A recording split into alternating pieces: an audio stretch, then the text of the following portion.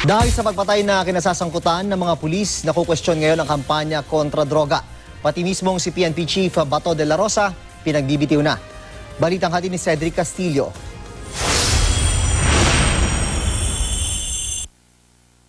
Ang mga dumampot kay Korean businessman Ji Ik-ju sa bisa ng isa umanong waran kaugnay ng droga, mga pulis. Ang itinuturong pumatay kay Ji ng ilang nag-surveillance sa kanya, pulis ng Anti-Illegal Drug Group o AIDG. At ang lugar kung saan siya umano pinatay, ilang metro lang ang layo sa opisina ng Anti-Illegal Drug Group sa loob ng headquarters ng PNP.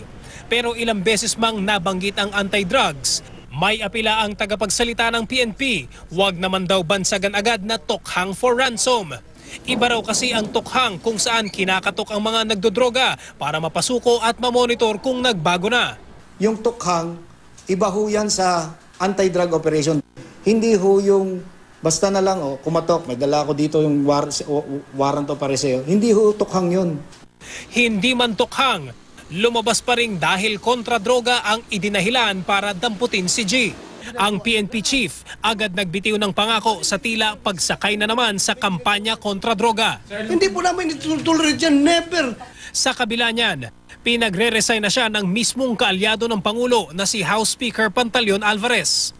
Ang nangyaring krimen, hindi lang insulto, kundi indikasyon daw na wala ng respeto sa PNP chief ang kanyang mga tauhan. Hamon ni Senador Ping Lacson na dati ring PNP chief, habulin lahat ng mga pulis patola. Banta naman ni Senador Richard Gordon, paiimbestigahan sa Senado ang pagpatay kay G kung walang mapananagot.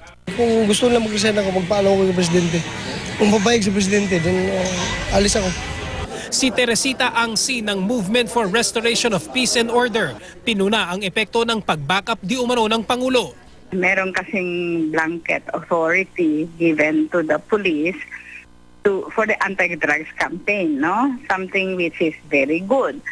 Pero yung abusive policemen, since abusive na talaga sila from the beginning, they took the blanket authority as a chance na to commit a crime. Wala pa ring opisyal na pahayag ang palasyo, pero galit daw ang Pangulo ayon sa ulat ng Philippine Daily Inquirer.